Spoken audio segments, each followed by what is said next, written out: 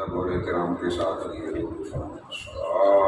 السلام علیکم یا سیدی یا رسول اللہ، الصلاۃ والسلام علیک یا سیدی یا حبیب اللہ، الصلاۃ والسلام علیک یا سیدی یا امام الانبیاء والمرسلین وعلى آلك وصحابك يا سيدي يا شفيع المسلمين. زینت مسند صدر استاذ العلماء والمناطق حضرت علامہ مولانا مفتی محمد سلیمان صاحب منتظم والی جملہ فضلائے دار محمدیہ روسیہ میرا شریف، میرے بزرگوں، دوستوں، بھائی، عزیزوں، السلام علیکم. آج کی یہ محفل دو اعتبار سے انعقاد پذیر ہے. نمبر ایک، میرے کریم محبوب کی آمد کا یہ ماہ مبارک، سبحان اللہ، اور ہمارا سنت والجماعت اس ماہ مقدس میں میلاد کا تذکرہ کیے بغیر نہیں رہ سکتے.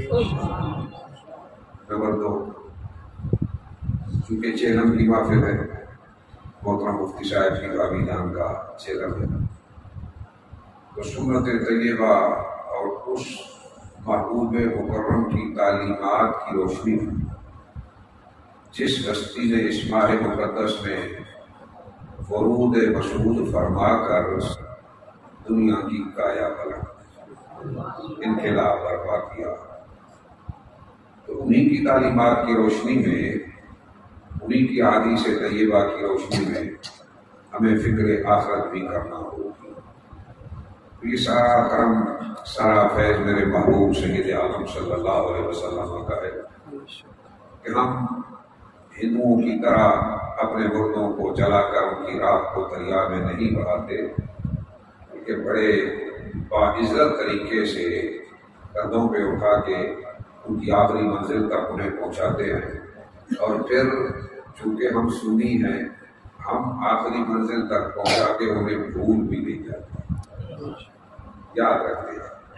تو یہ اشارے صاحبات کی محفلیں بس یہ سلسلہ ہے، اور یہ فیض ہے میرے اس کریم محبوب صلی اللہ علیہ وسلم کا، جس کو پیش نظر رکھتے ہوئے، آپ کی تعلیمات کو پیش نظر رکھتے ہوئے ہم اپنے رخصت ہونے والے مسلمان بھائیوں کو ہمیشہ یاد کریں. آئیے میں مختصر وقت میں ان دو موضوعات کو آپس میں کنیکٹ کر کے جو کچھ میرے ضمیر میں موجود ہے آپ کے سامنے پیش کرنے کی کوشش کروں گا. آیت میں نے پڑھی، وما ارسلناک الا رحمۃ للعالمین. علماء سے سنتے ہو اللہ کریم نے اپنے محبوب کو صرف صحابہ کرام کے لیے نہیں، صرف اہل مکہ کے لیے نہیں، صرف اہل مدینہ کے لیے نہیں، اہل عرب کے لیے نہیں، کسی مخصوص قبیلے کے لیے نہیں، کسی مخصوص قوم کے لیے نہیں، فرمایا وما ارسلناک الا رحمۃ للعالمین.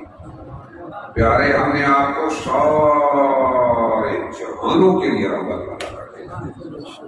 مسلمانوں، ہم بھی تو کسی جہان میں بستے ہیں کہ تو میرے کریم ہمارے لیے بھی رحمت ہے.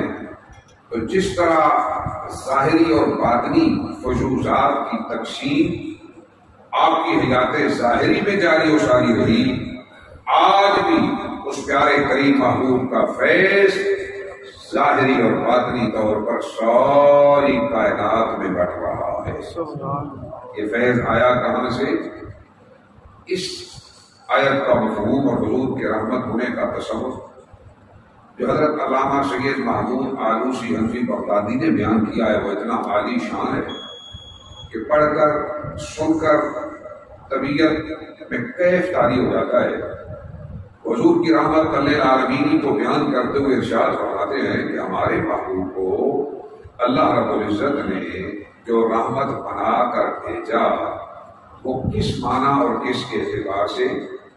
سنو، فرماتے ہیں وقولہ صلی اللہ علیہ وسلم رحمۃ للجمیع باعتبار انہ واسطۃ الفیض الالہی علی الممکنات بحسب القواعد۔ ارشاد فرماتے ہیں کہ ہمارے پیارے آقا مولا صلی اللہ علیہ وآلہ وسلم کا جمیع کائنات کے لیے سب کے لیے رحمت ہونا اس اعتبار سے ہے کہ ہمارے محبوب جناب خداوندی سے فیض حاصل کر کے اکتساب فیض فرما کر ساری کائنات میں اس فیض الہی کو تقسیم کرنے کا ذریعہ ہونا۔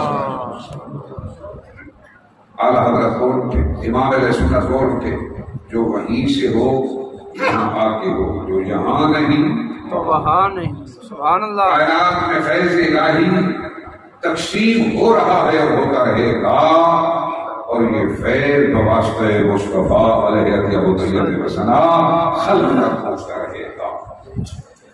اللہ رب العزت نے یہ نعمت عطا فرمائی اور ہمارے محبوب کائنات صلی اللہ علیہ وسلم اس نعمت کے حاصل کرنے والے، یہ شان اور عظمت پانے والے رب کائنات کو یہ نعمت دینے سے کوئی نہیں روک سکتا، تو میرے کریم محبوب کو لینے سے بھی کوئی نہیں روک سکتا۔ اس لیے وہ لوگ جن کا یہ خیال ہے کہ اللہ کے پیارے حبیب ظاہری طور پر پردہ فرمانے کے بعد امت حضور سے کٹار ہو گئی ہے، اب سلسلہ فیض رسانی باقی نہیں، آج سب سے بڑا مسئلہ بھی یہی ہے۔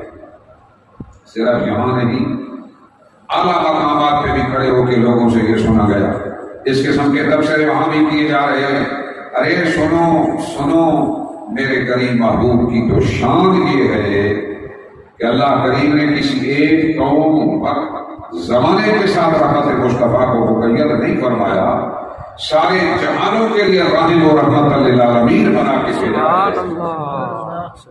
وہ ہستی کے بعد خارج گار فانی سے پردے غیب میں بھی تشریف لے گئے ہیں، اس کے باوجود وہ سلسلہ رکا نہیں۔ یہ تصور غلط ہے کہ عدم محض پیدا ہو گیا۔ اٹھاؤ تفسیر کبیر علامہ فخر الدین رازی چوٹی کے مفسر محترم مفتی صاحب تشریف فرمائے، متقدمین مفسرین میں جن کا ذکر ہے وہ کیا فرماتے ہیں؟ وہ صرف ہمارے محبوب کے بارے میں نہیں، وہ تو فرماتے ہیں اپنا تبصرہ ان الفاظ میں بیان فرماتے ہیں، اپنی تحقیقات کا نچوڑ یوں بیان فرماتے ہیں۔ فرمایا الانبیاء لا یموتون بل ینتقلون من مکان الی مکان، انبیاء مر کے مٹی نہیں ہو جاتے بلکہ ایک مکان سے دوسرے مکان میں تشریف لے جاتے۔ نعرہ تکبیر، نعرہ رسالت، نعرہ رسالت، نعرہ حیدری۔ اس لیے کہ بعض نشین کر لو کہ امت کو آج بڑے سکالت دنیا پہ آ گئے، عجیب و غریب قسم کی فکر دنیا کو دے رہے ہیں، نوجوانوں کے ذہنوں کو خراب کیا جا رہا ہے اور ببانگے بدل کیا جا رہا ہے۔ خدایا سنو میرے قریب حبیب صلی اللہ علیہ وسلم کی ذات اقدس سے امت کو دور کرنے کی ضرورت نہیں، بلکہ امت کا کنیکشن، کرنٹ، رابطہ ہر وقت اس ذات اقدس سے قائم و قائم رہنا چاہیے جہاں سے فیضان خدا۔ تو اگر کوئی اس ذات اقدس سے دور لگائے گا، اپنی زندگی میں اس محبوب کائنات سے اپنا تعلق خوشگوار رکھے گا، محبت رسول کو سینے میں بسا کر اتباع مصطفیٰ اور سیرت طیبہ کو آنکھوں کے سامنے رکھ کے اپنی زندگی کو سنوارتا چلا جائے گا، تو وہ صحابہ کی سنت پہ عمل کرنے والا۔ سبحان اللہ۔ آؤ صرف یہی نہیں، مولا علی قاری رحمۃ اللہ تعالی علیہ ایک عظیم الشان محقق اور میرے قریب محبوب صلی اللہ علیہ وسلم کے پیارے ہونا، جو ثالث کی حیثیت رکھتے ہیں تمام طبقات میں، انہوں نے کیا ارشاد فرمایا؟ درگاہ میں وہی یہی الفاظ فرماتے ہیں، الانبیاء لا یموتون بل ینتقلون من دار الفنا الی دار البقاء۔ فرمایا انبیاء مر کے مٹی نہیں ہو گئے کہ دنیا ڈسکنیکٹ ہو جائے، وہ تو دار فنا کو چھوڑ کر دار بقا کو تشریف لے گئے، دار بقا کو تشریف لے گئے۔ انبیاء تو انبیاء ان کے قدموں سے چمٹ کر لپٹ کر اپنی زندگیوں کو اپنے محبوب کے نقشے پہ گزارنے والے علماء مصطفیٰ کی شان یہ ہے کہ علامہ مولانا قاری فرماتے ہیں الاولیاء لا یموتون بلکہ ان کا کلمہ میں دار فرمایا یہ مقام تو اولیاء کو مل چکا ہے کہ وہ دار فنا سے دار بقا کو پوچھ کر گئے. تو لہذا امت کو ارواح طیبہ سے جدا کر کے مایوس کر کے ڈسکنیکٹ کر کے یہ اسلام کی کوئی خدمت نہیں. جب تک امت اپنے محور و مرکز سے جڑی رہے گی اور اکتساب فیض کرتی رہے گی اس وقت تک یہ امت ہمیشہ کامیاب و کامیاب رہے گی. اور جب یہ ڈسکنیکٹ ہونے کی کوشش کرے گی مایوس ہو جائے گی اپنے محور و مرکز میں کہ اب جہاں سے ہمیں کیا مل سکتا ہے یہ تصور اگر آ گیا یہ دور چلے جائیں گے. یہ مراتب سلوک کی منازل یہ درجات ان میں ترقی نہیں کر سکیں گے. ترقی وہی کرے گا ہر وقت فیضان مصطفیٰ کے لیے جھولی اپنی پھیلا کے بیٹھا رہے گا. میرے کریم سے نسبت غلامی رکھنے والوں یہی سبق صحابہ کرام کی زندگیوں سے ہمیں عطا ہوا. یہی علماء و تین حضرات نے بیان فرمایا افضل البشر بعد الانبیاء. حضرت صدیق اکبر رضی اللہ تعالیٰ عنہ جنہیں میرے قریب محبوب نے اپنے مصلی امامت پر اپنی حیات طیبہ میں کھڑا فرمایا. کوئی جو کچھ بھی کہتا ہے اس بات کا جواب کوئی نہیں دے سکتا کہ سید عالم صلی اللہ علیہ وسلم نے کس ہستی کو اپنے مصلی امامت پہ خود کھڑا فرمایا اور آپ کی ابتدا میں سب کو نماز پڑھنے کا حکم ارشاد فرمایا. حضرت شیر خدا رضی اللہ عنہ فرماتے ہیں میں موجود تھا انی لشاہد وما انا بغائب. میں موجود تھا میں حاضر نہیں تھا. اللہ کے محبوب صلی اللہ علیہ وسلم نے ہمارا امام حضرت صدیق اکبر کو قائم فرمایا. رضینا لدنیانا ورضی النبی صلی اللہ علیہ وسلم لدیننا. اللہ کے محبوب نے ہمارے دین کا امام کس ہستی کو بنایا ہماری دنیا کا امام بھی وہی ہوگا. سبحان اللہ. تو یہ وہ انتخاب تھا اس ہستی پاک کا جسے سید عالم صلی اللہ علیہ وسلم نے خود اپنے مصلی پہ کھڑا کیا. اس ہستی پاک نے اپنی حیات طیبہ گزار کر اپنی زندگی کے اینڈ پر پوری امت کو ایک سبق سکھایا, پوری امت کو ایک سبق عطا فرمایا, ایک تصور عطا فرمایا, ایک نظریہ عطا فرمایا. آج دنیا جن غلط راستوں کو اختیار کر چکی, جس غلط ڈگر پہ چل چکی, ذہن میں جو فساد آیا, فکر میں جو فساد آیا, ان لوگوں کو میں دعوت دیتا ہوں اپنی عقل کے گھوڑے دوڑانے کی ضرورت نہیں. عقل قربان ان کے پیشے مصطفیٰ, عقل کو تو قربان کرنا ہوگا حضور کے سامنے. حضرت صدیق اکبر نے کیا تھا. ابو جہل نے کہا ایک جھٹ میں اگر کوئی کہے میں آسمانوں کی سیر کر کے واپس آیا, ابو بکر ایسا ہو سکتا ہے؟ فرمایا نہیں ہو سکتا. کہا تیرا یار کہتا ہے, کہا میرا یار کہتا ہے تو ہو سکتا ہے.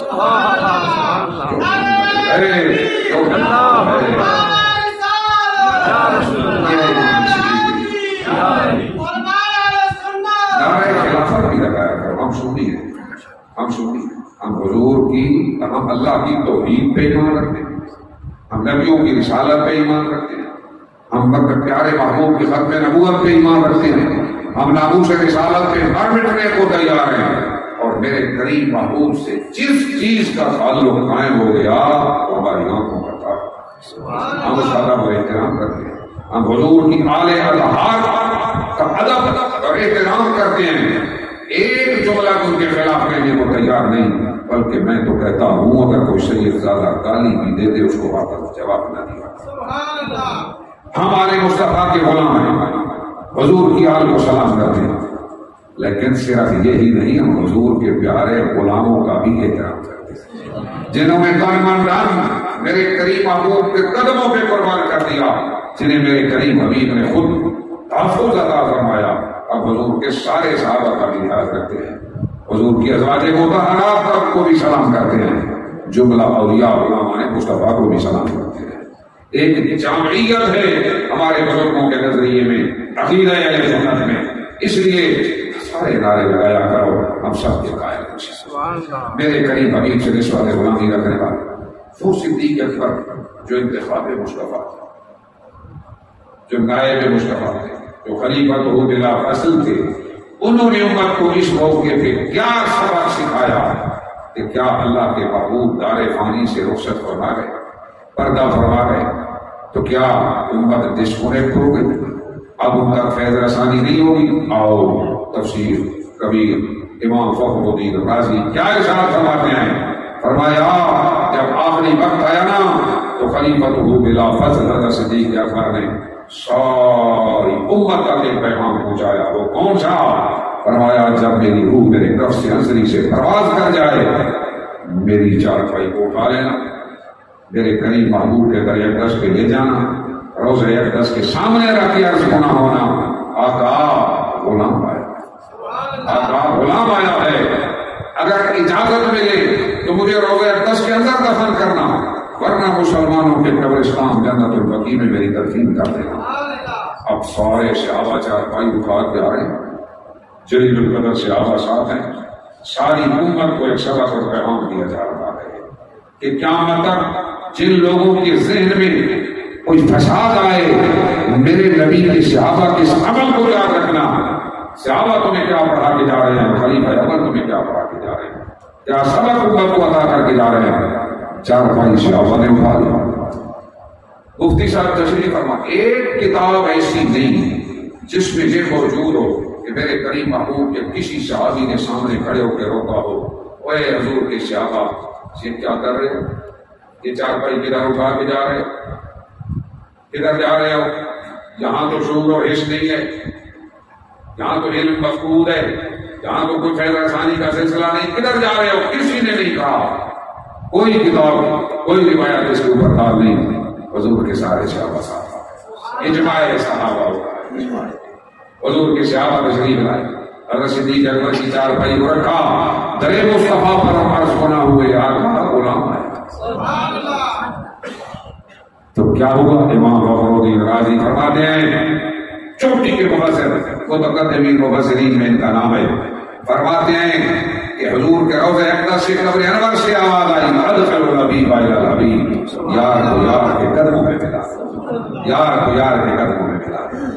ارے دنیا تو سوچ رہی تھی، شاید عرب کے قریشی سوچتے ہوں گے کہ ابو بکر نے یہ کیا طریقہ اختیار کر رکھا ہے کہ تن من دھن قربان کیے جا رہا ہے، اولاد قربان کی جا رہا ہے، جسم سے تن کے کپڑے اتار کر بھی پیش کر رہا ہے. شاید وہ تو سوچ رہے ہوں گے کہ ان کی سمجھ درست نہیں. ارے انہیں کیا پتا تھا جو سودا صدیق کے اکبر کر کے جا رہے ہیں کائنات کا کوئی انسان کر رہا ہے. نعرہ تکبیر، نعرہ رسالت، نعرہ تحقیق، نعرہ حیدری. حضرت صدیق اکبر نے نام مصطفیٰ پہ ایک کر یہ کمایا کہ میرے قریب محبوب نے قیامت تک اپنے ساتھ سلا دیا ہے، اپنے ساتھ سلایا.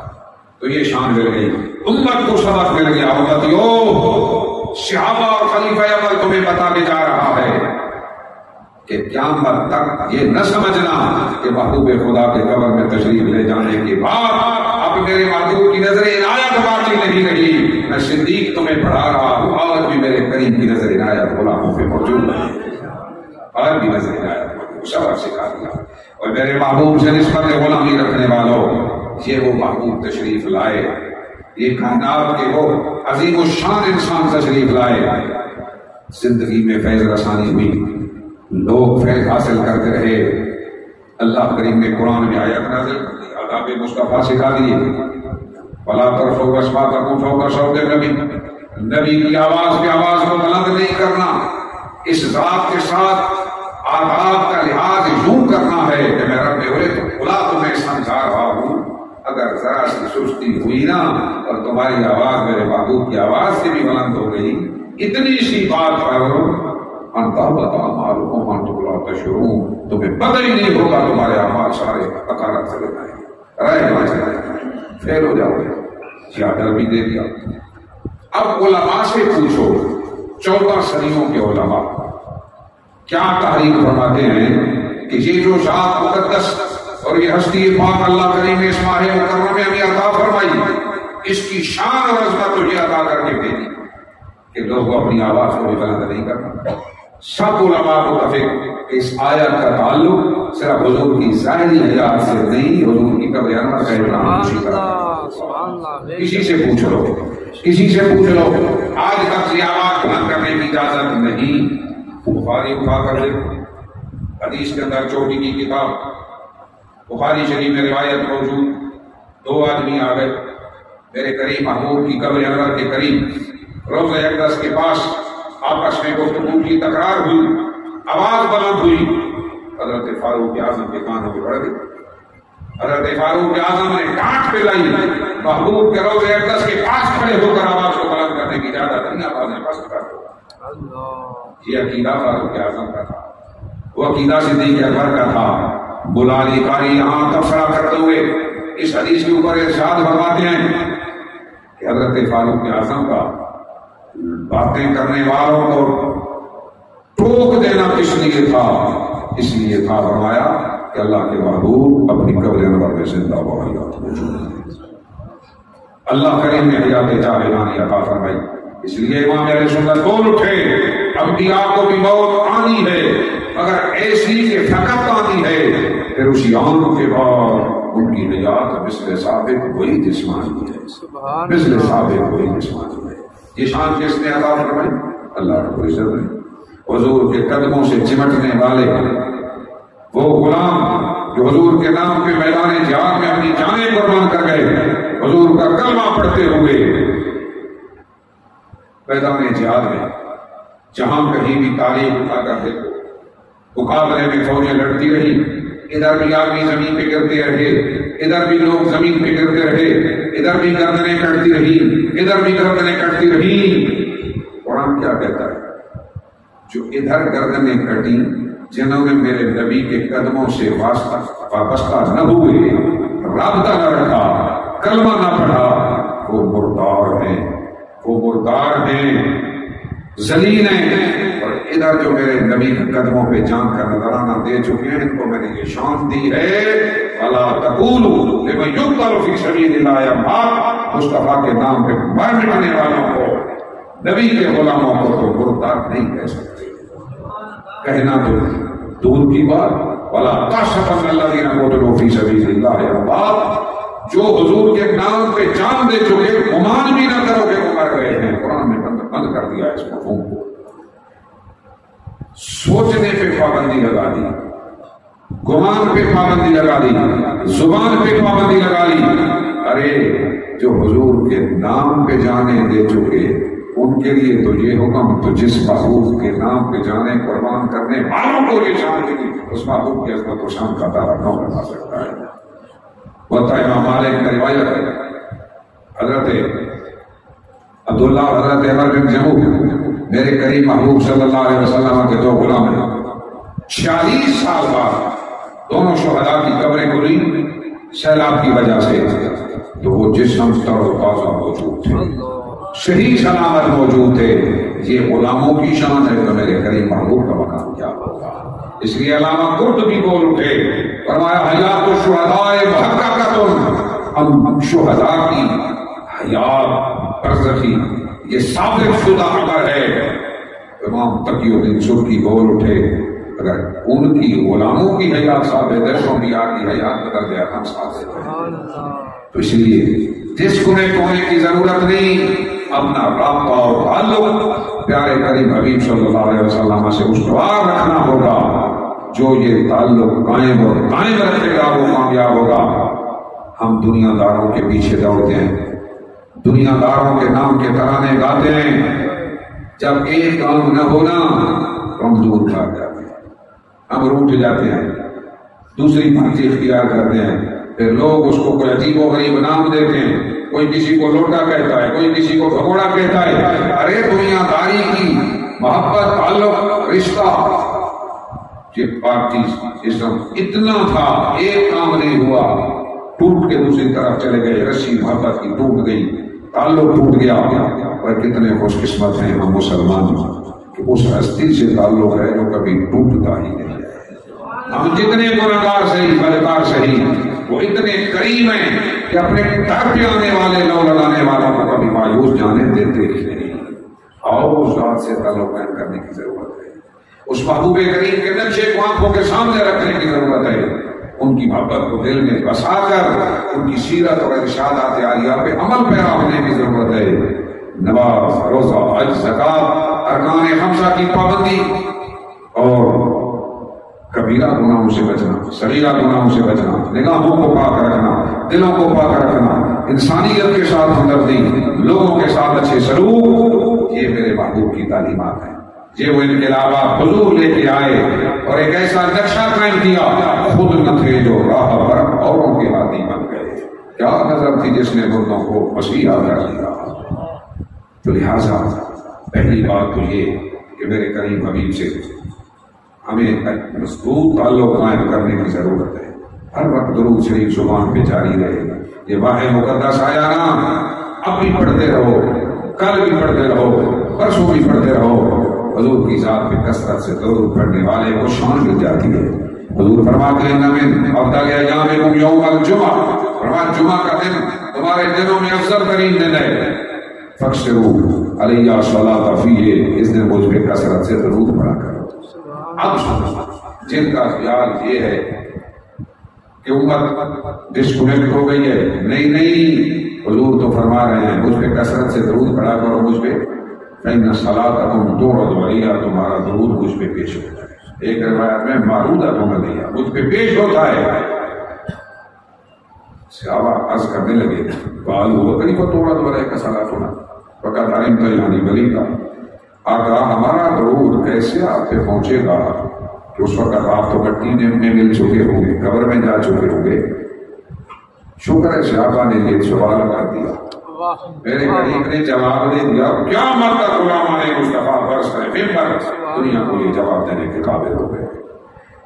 جب یہ سوال ہوا نا کہ ہمارا درود کیسے پہنچے گا بادل کو، حضور نے کیا ارشاد فرمایا، ان اللہ تعالی حرم علی الارض ان تاخذ اجساد الانبیاء، اللہ نے زمین پہ حرام کر دیا ہے کہ نبیوں کے جسموں کو کھا سکے۔ پتہ چلا درود کی وصولی میں میرے محبوب اور جملہ انبیاء کے اجساد طاہرہ کا عمل دخل ہے، تو روح مع الجسد، انبیاء کے اجسام اپنی قبروں میں زندہ کیا، غلام کا درود وصول کی تعلق قائم کرنے کا ایک ذریعہ کثرت درود ہے۔ دوسرا حضور فرماتے ہیں تورد علیہ اعمال امتی غدوۃ وعشیہ، اللہ کے محبوب کی شان یہ ہے کہ ایک روایت کے الفاظ تورد علی النبی صلی اللہ علیہ وسلم امت کو غدوۃ وعشیہ، کہ صبح و شام امت کے اعمال حضور پہ پیش کیے جاتے ہیں۔ فیعرفہم بسیماہم ولذلک یشہد علیہم، حضور ان کو نشانیوں سے پہچان دیتے ہیں، اس لیے تو حضور روز قیامت گواہی دیں گے، آپ کا اللہ یہ میرے ہیں اور یہ میرے نہیں ہیں۔ جن کے حق میں میرے محبوب کی گواہی جائے گی وہ کامیاب ہو جائیں گے، اور جن کے خلاف حضور کی گواہی جائے گی وہ نامراد ہو جائیں گے۔ اس لیے کثرت سے درود پڑھ کے اپنا تعلق قائم رکھنے کی بھی ضرورت ہے، نیک اعمال کر کے، اچھے اعمال کر کے، جہاں سے میرے قریب محبوب کے قلب اطہر کو ٹھنڈا کرنے کی ضرورت ہے۔ اور ہر روز بندہ سوچے میں موبائل کی سکرین پہ کیا دیکھ رہا ہوں، میں غیر محرم کی طرف نگاہ اٹھا کے دیکھ رہا ہوں، میں دوسرے کی کھیتی میں کوئی فصل کاٹ رہا ہوں، میں کسی کا مال چوری کر رہا ہوں، میں کسی سے زیادتی کر رہا ہوں، میرا یہ عمل شام کو پیش ہو جائے گا، میرا یہ عمل شام کو پیش ہوگا، میرے کریم محبوب کا دل اس سے پوچھا ہوگا۔ خدا اپنی زندگیوں میں یہ خیال پیدا کر لو کہ ہمارا کوئی عمل ایسا نہ جائے کہ ہمارے آقا و مولا کو کمزور ہم سے پوچھا ہو آپ کا دل۔ ہمیں وہ کام کرنے چاہیے، میرے محبوب کا دل خوش ہو جانا چاہیے، ہم سے خوش ہو جانا چاہیے۔ پھر یہ بھتیرا ہمیشہ سے چلا آ رہا ہے کہ علماء بزرگان دین، یہ بڑا وسیع موضوع ہے، اس میں کثیر فضائل میں پھر اختصار دوسرا ٹاپک کے ساتھ بیان کرنا چاہتا ہوں کہ حضرت یوسف اسماعیل لبانی کا نام بڑا مشہور ہے، بہت بڑے علامہ فہم ولی اللہ، سلطان ترک جب ترکوں کی حکومت تھی حرمین پر تو بادشاہ ترک کو کسی نے شکایت لگا دی کہ یوسف بن اسماعیل تمہارے مخالف ہیں. اس نے کیا کیا؟ آرڈر جاری کیا گورنر مکہ کو کہ یوسف بن اسماعیل کو قید میں ڈال دیا جائے. گورنر اچھا آدمی تھا.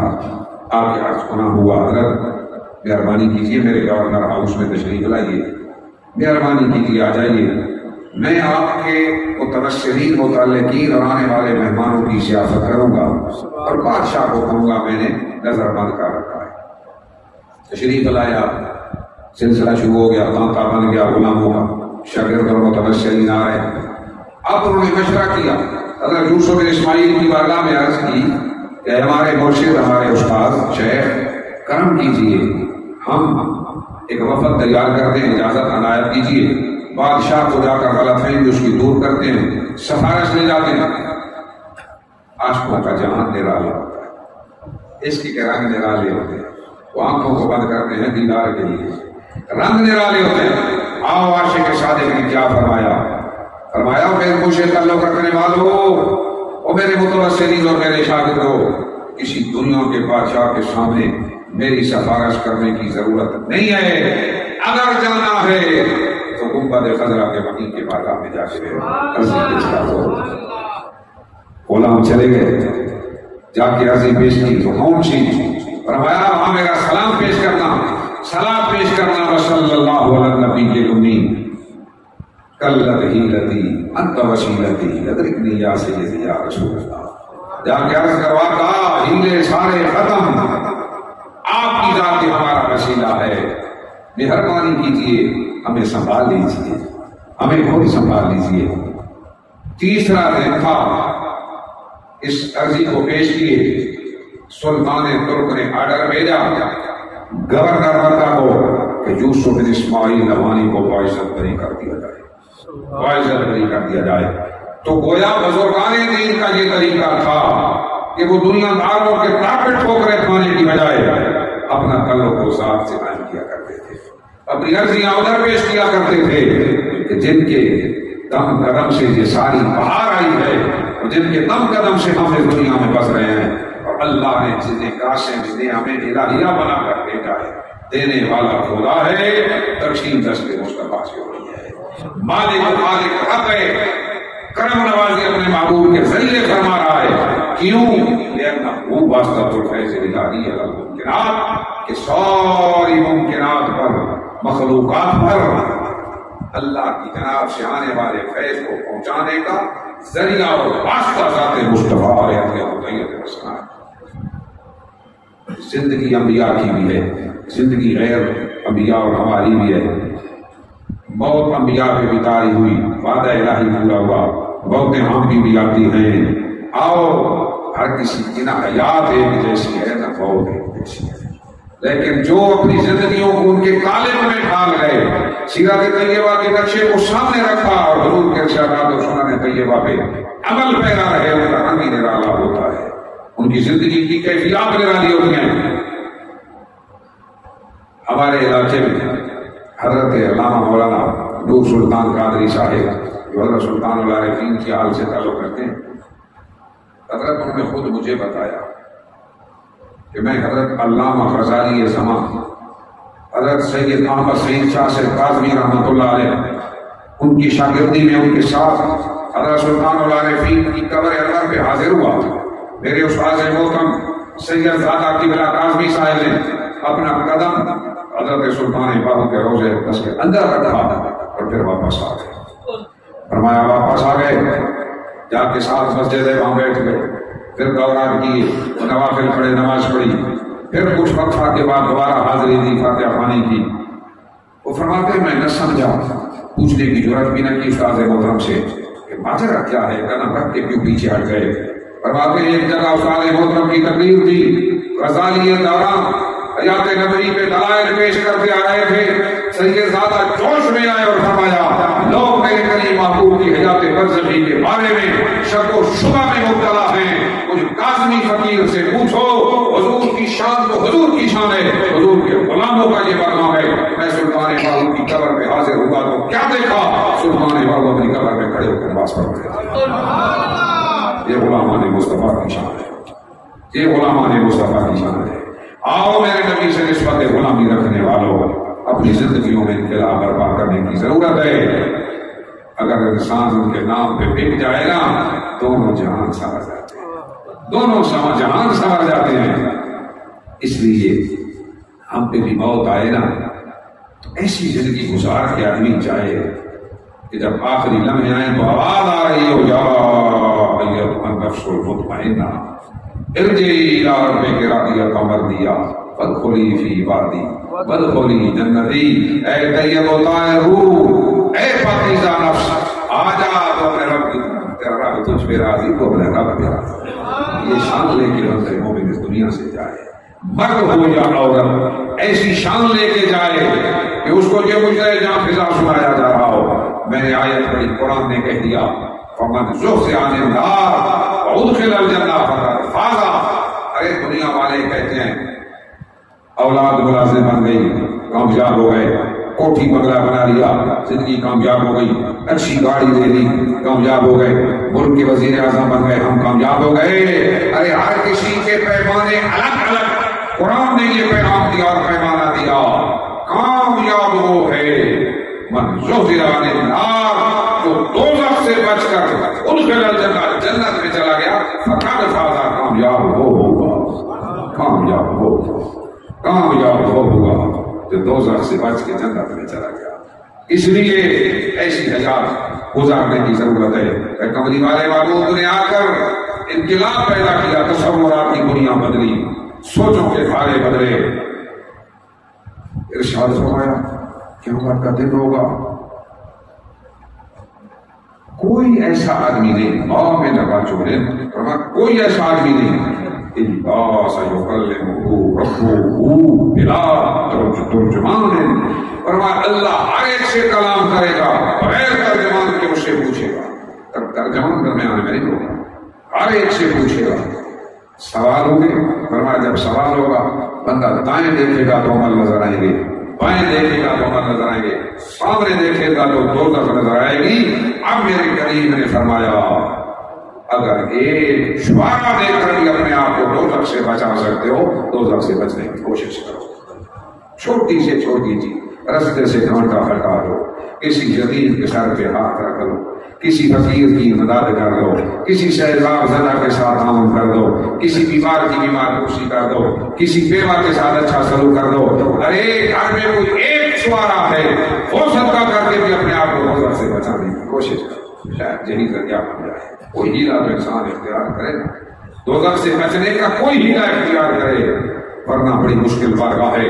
میرے کریم آگو فرماتے ہیں لا تزال قدم ابن آدم حتی یسأل عن خمس، ابن آدم ایک قدم نہ ادھر ہو سکیں گے نہ ادھر، ادھر ادھر سے رکھ نہیں سکے گا، یوں کھڑا رہے گا ابن آدم حتی یسأل عن خمس، یہاں تک کہ 5 چیزوں کے بارے میں اس سے سوال ہوگا، عن عمرہ فیما افناہ وعن شبابہ فیما ابلاہ۔ فرمایا پہلا سوال ہوگا بندے عمر کہاں فنا کر گیا بتا تو صحیح۔ دوسرا سوال ہوگا جوانوں سے، جوانی کہاں تباہ کر دی، جوانی کہاں برباد کی، فیما ابلا ہو، کیا ساری رات موبائل کی تصویریں دیکھتا یا قرآن پڑھتا یا غیر مارموں پہ نگاہیں پڑتی رہی یا اللہ کے محبوب کے دیدار کے انتظار میں نگاہیں بچھا کے بیٹھا رہا۔ ارے غلامان مصطفیٰ کی شان یہ تھی، حضور کے ایک صحابی کی آنکھیں چلی گئی، حضور کے صحابہ تعزیت کے لیے آ رہے ہیں، افسوس کے لیے آ رہے ہیں، اللہ کے محبوب کے غلام صحابی جس کی آنکھیں چلی گئی، فرمانے لگے دوستو افسوس کی ضرورت نہیں۔ کیوں ضرورت نہیں؟ آنکھوں کی نعمت چلی گئی، دیکھو وہ شاد کا انداز ہی مختلف ہے۔ فرمایا آنکھیں تھی کس لیے؟ آنکھیں تو تھی دیدار مصطفیٰ کے لیے، اللہ کے محبوب کا دیدار اب نصیب نہیں ہوتا، اس آنکھوں کی ضرورت ہی نہیں ہے، ضرورت ہی نہیں ہے۔ تو یہاں اس لیے نہیں کہ ساری رات گندی تصویریں دیکھیں، یہ غیر معلوموں میں پڑتی رہے۔ ارے اس کو جھکانے کی ضرورت ہے، جو آدمی اپنی نگاہ کو جھکا لے گا، سید عالم صلی اللہ علیہ وسلم فرماتے ہیں النظر سمن من سہام ابلیس مسمومہ، فرمایا یہ نظر کا تیر شیطان کے زہر آلود تیروں میں سے تیر ہے۔ فمن ترکہا من خوف اللہ، اللہ کے ڈر سے جس نے دیکھنا چھوڑ دیا نا غیر معلوم کی طرف. اصاب اللہ ایمان جالد حلاوت فی قلبہ، اللہ ایسا ایمان عطا فرمائے گا اس کی ٹھنڈک دل میں محسوس ہو، اس کی ٹھنڈک دل میں محسوس ہو. پہلے نگاہ کو پار کرنا ہوگا. حضرت ضیاء اللہ ہمارے مربیوں سے ہمیں اکثر ارشاد فرمایا کرتے تھے. حضرت پیر محمد کرم شاہ سے مفسر قرآن ارشاد فرمایا کرتے تھے بچوں اپنی نگاہ کو پاک رکھو. کیوں کہ جب نگاہ پاک ہوگی دل تب پاک ہوگا. اگر دل پاک ہوگا تو بھانڈا پاک ہوگا تو نور الہی اس میں اترے گا، نور الہی اس میں اترے گا.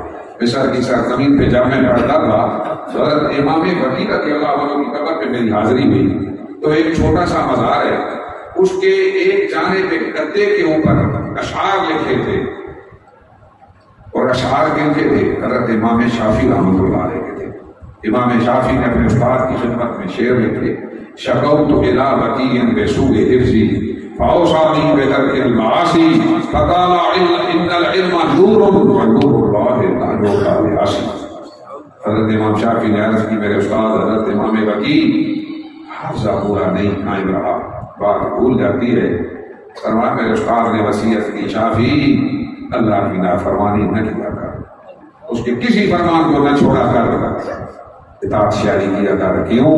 جب اللہ کی فرما برداری نہیں کر سکتا نا تو فرمایا اللہ کا نور بھی اس دل میں نہیں اتارا جاتا، اللہ کا نور بھی عاشی دل میں نہیں اتارا جاتا. اس لیے میرے کریم سے نسبت غلامی رکھنے والوں قیامت کے دن باز پوش ہوگی. جوانی کہاں گال کے آیا تھا، عمر کہاں فنا کر کے آیا تھا، بال والے ہی مال کے بارے میں سوال ہوگا.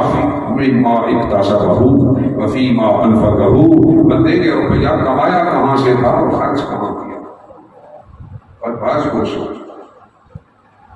ہم غیروں کا مال لوٹتے ہیں، کوئی چوری کوئی ڈاکہ کوئی دیکھ نہ رہا، ادھر ادھر نگاہ دوڑائی گلی پہ چیز پڑی ہے اٹھا لیا اور اپنے گھر لے گیا. خدا رہا ہوگا اللہ شریف دیکھ رہا ہے، وہ دیکھ رہا ہے. غیروں کی عزتوں پہ ٹاکے ڈالنے والے بھی سوچ لیں، غیروں کا مال لینے والے بھی سوچ لیں. ایک دن یوں کھڑا کیا جائے گا. میرے بابو فرماتے ہیں ابن آدم کے قدم میں دار نہیں ہو سکے. 5 سوالوں کے جواب دے گا، بعد میں چوری ہوگی. کھڑا ہے سامنے، بتا روپیہ کہاں سے کمایا. حضور سید عالم صلی اللہ علیہ وسلم فرماتے ہیں حرام کے روپیے کی وجہ سے دعائیں ہی قبول نہیں. ہم روتے ہیں، چلاتے ہیں، کعبے میں جاتے ہیں، عمرے حج کرتے ہیں، دعائیں منظور نہیں ہو رہی. ذرا یہ سوچیں ہمارے مال میں تو خرابی نہیں، اگر حرام ہے تو دعائیں قبول نہیں ہوئی. حضور فرماتے ہیں اس لیے مال پاک کرنا ہوگا، عشر زکات دینا ہوگی. آؤ میرے کریم حبیب سے نسبت غلامی رکھنے والوں، آج اہل سنت کا روپیہ پانی کی طرح بہ رہا ہے. کوئی کدھر لٹایا جا رہا ہے، کوئی کدھر لٹایا جا رہا ہے. سنیو میں ایک بات کر رہا ہوں آخر میں، اگر اہل سنت والجماعت کے افراد اپنے روپیے کو رب کی امانت سمجھ کر صحیح جگہ صرف کرنا شروع کر دیں، دنیا میں انقلاب آ جائے گا. ہمارا پیسے لٹ رہا ہے، ضائع ہو رہا ہے. جہاں لگانا تھا ادھر لگاتے نہیں. جیب سے روپیہ نکالو، سوچو جس کو دے رہا ہوں یہ کہاں خرچ کرے گا، یہ کہاں خرچ کرے گا،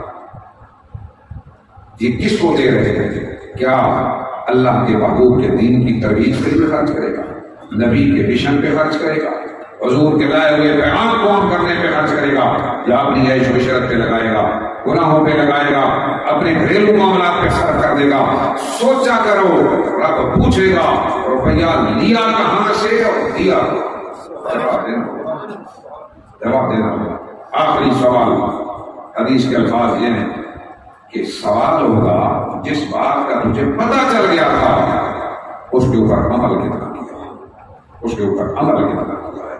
اس لیے میرے نبی سے غلامی کی نسبت رکھنے والوں، آج رات آ رہی ہے نا، کامیاب ہوں گے جو رات کی تاریکی میں 2 منٹ تو نکال لے، 4 منٹ تو نکال لے، کوئی 5 منٹ تو نکال لے.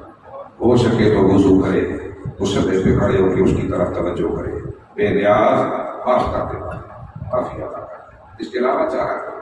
ہم اپنی زندگیوں کو گناہوں میں یوں لت پت کر چکے ہیں سوائے معافی مانگنے کے، اور ہمارے پاس اب چارہ کا کوئی نہیں.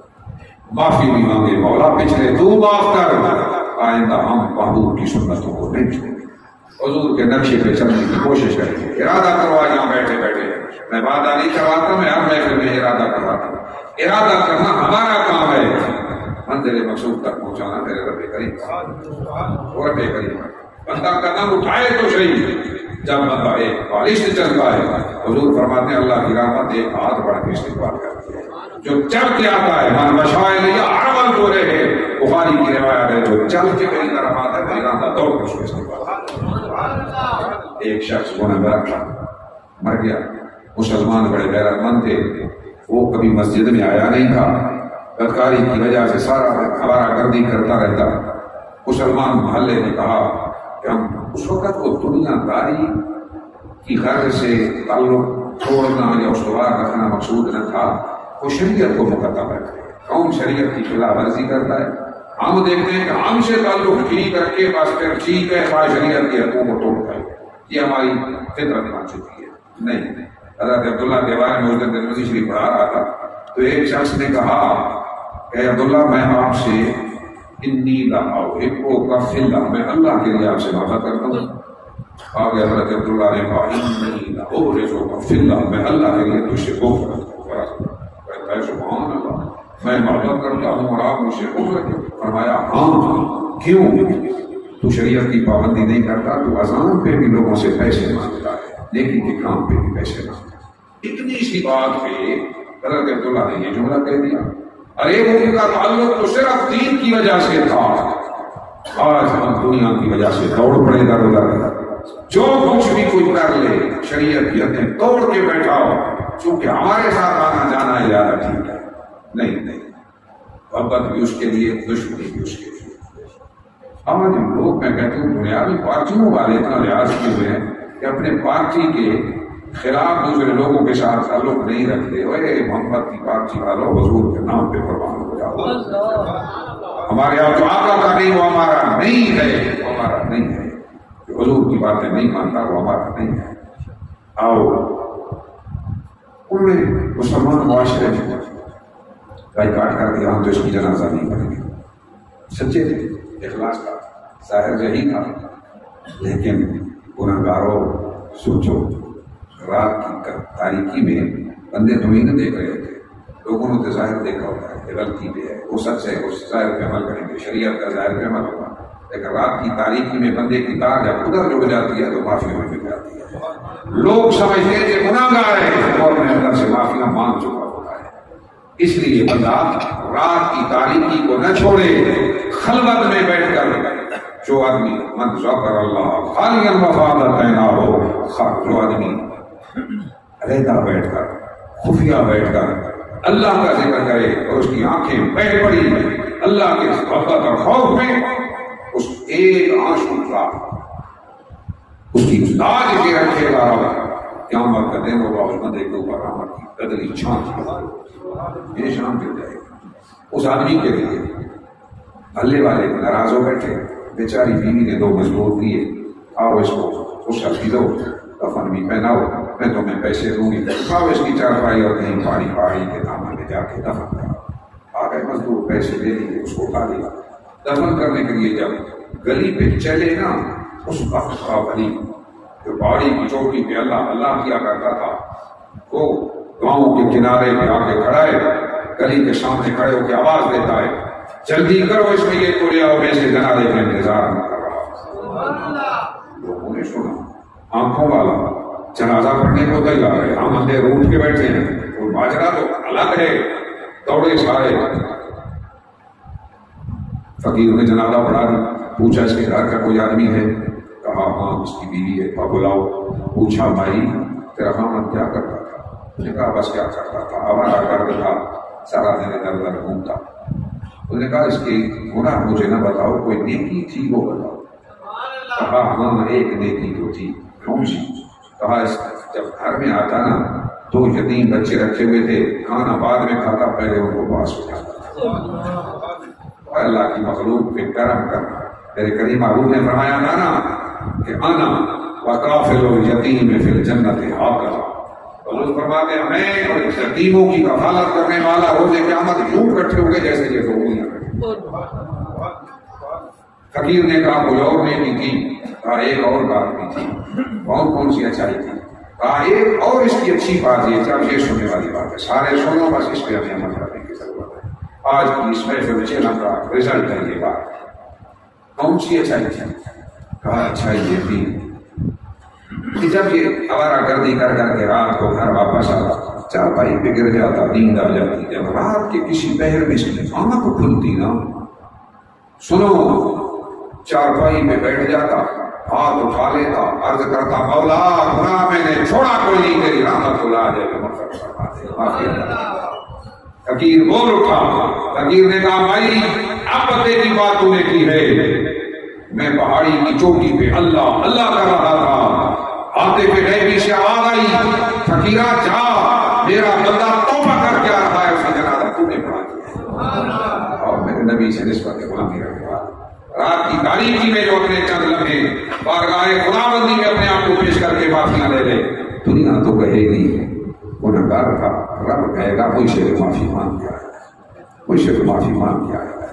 ارے جب بندہ یوں معافی مانگنا شروع کر دیتا ہے نا، پھر ہدایت ملنا شروع ہو جاتی ہے، پھر ہدایت بندہ کوئی شے معافی مانگ رہا ہے، کرم نوازی ہو جاتی ہے۔ ایک بزرگ دریا کے کنارے پہ کھڑے بس بات کا بیان کر کے تکلیف کرتے، سامنے سے کشتی میں نوجوان لڑکے اور لڑکیاں مستیاں کرتے، گانے گاتے، شور مچاتے، یوں سامنے سے کشتی گزری، اہل اللہ اللہ کا ولی کنارے پہ کھڑا ہے، دریا کے چند مرید ساتھ ہیں۔ مرید نے عرض کیا یا حضرت آپ مستجاب الدعوات ہیں، اللہ آپ کی دعائیں سنتا ہے، مہربانی کر دو، اللہ ان کو ہدایت تو دے، یہ برائی چھوڑ دے۔ اہل اللہ کا انداز دیکھو، اللہ کے ولی نے ہاتھ اٹھائے، مولا ان کو روز قیامت اسی طرح ہنستا کھلتا رکھنا۔ مرید حیران ہو گئے، یا حضرت یہ کیا کیا؟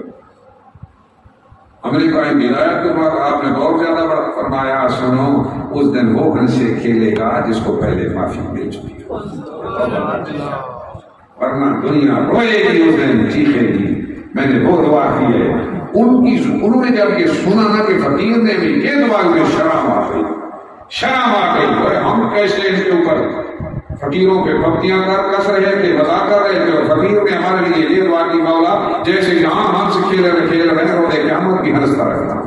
ہمیں یہ دعا اس فقیر نے دی ہے، شرمندہ ہو گئے، آپ کے توبہ کی، اے اللہ کے ولی ہم نے آپ جیسا بندہ کوئی نہیں دیکھا کہ جس کو ستایا جائے اور وہ ایسی دعائیں دے مہربانی کر ہمیں بھی اپنے مریدوں کی لسٹ میں داخل کروایا۔ میں نے اس لیے یہ دعا کی، اس دن وہ ہنسے کھیلے گا جس کو توبہ کی توفیق ہو چکی ہو، جسے معافی مل چکی ہوگی۔ بندہ جب معافی مانگنے کے لیے جاتا ہے، کنڈی ہلاتا ہے، تو کنڈی ہلانے والے کے لیے رحمت کا در ایک دن کھل ہی جاتا ہے۔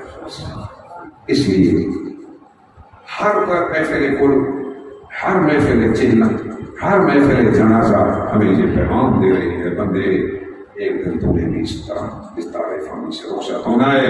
میرے قریب محبوب قبر کے سرانے بیٹھ گئے، فرمایا دوستو اس دن کا بھی کچھ خیال کیا کرو، اس دن کا بھی کچھ خیال کیا کرو، کل ہمارے کوئی چہرہ بھی ہونے والے ہیں، کب ہمارا روح بھی کب سنسنی سے جدا ہونے والا ہے۔ خوش قسمت ہے وہ شخص، خوش قسمت ہے وہ مرد، خوش قسمت ہے وہ عورت، روح جب کب سنسنی سے جسم سے پرواز کرے، آواز آئے فرشتوں کی طرف سے، یا ایتھا النفس المطمئنہ ارجعی الی ربک راضیۃ مرضیہ فادخلی فی عبادی ادخلی جنتی۔ اے طیب و طاہر روح، اے پاکیزہ نفس، آجا اپنے رب کی طرح، تیرا رب تجھ پہ راضی اور میرا پہ راضی۔ اللہ کی توفیق عطا فرمائے۔ آخر دعوانا الحمدللہ رب العالمین۔ سارے حضرات ایک دفعہ کہہ دو، مولا ہم نے مرحومہ کو معاف کیا، اگر ہم سے کوئی زیادتی تھی تو بھی اسے معاف کیا۔ سارے حضرات کہو مولا ہم نے مرحومہ کو معاف کیا تو بھی اسے معاف کر۔ یہ جملہ طلباء سے میں گزارش کروں گا، ائمہ حضرات جنازے میں، قرخانی میں، جیلان میں لوگوں سے یہ جملہ کہلوا دیا کر۔ کیوں؟ تمہارا تو ایک جملہ نکلا، ممکن ہے زندگی میں بستے ہوئے ایک انسان نے دوسرے کی غیبت کی ہو، کوئی گلہ کیا ہو، علماء بیٹھے ہیں سر کتنا وبال ہے، کسی سے کوئی زیادتی ہو گئی ہوگی، تو مسلمانوں کا کام ہے کہ اگر آئے ہیں نا خیر خائی کے لیے تو یہ کہتے جائیں مولا ہم نے معاف کر دیا، تو معاف کر دیا۔ بندوں کے حقوق جب تک بندے معاف نہیں کریں گے اس وقت تک معاف نہیں ہوگا۔ تو ہمارے اتنے جملے سے پتہ نہیں قبر سے کتنا بوجھ ہوتا گیا ہوگا۔ یہ آنے کا فائدہ ہوا کہ کوئی نہیں؟ آنے کا فائدہ ہوا کہ نہیں؟ اس کے بعد قرآن پڑھ کے مزید اشارے سوال کریں گے، وہ بھی فائدہ ہوگا۔ یہ محافل صرف رسم و رواج اور برادریزم تک محدود نہ رہے، اس کا کوئی رزلٹ بھی نکلنا چاہیے۔ آج اس دعا سے یہاں سے اصول اٹھیں کہ ہم میں سے کوئی بھی خالی ہاتھ نہ جائے، سب معافیوں کی جھولی میں لے کے مولا ہم میں سے کوئی بھی خالی نہ جائے، معافی دے دے، ہمارے گناہ معاف کر دے۔ آج ہماری جولیاں بھر کے واپس کر، ہم میں سے کوئی بھی خالی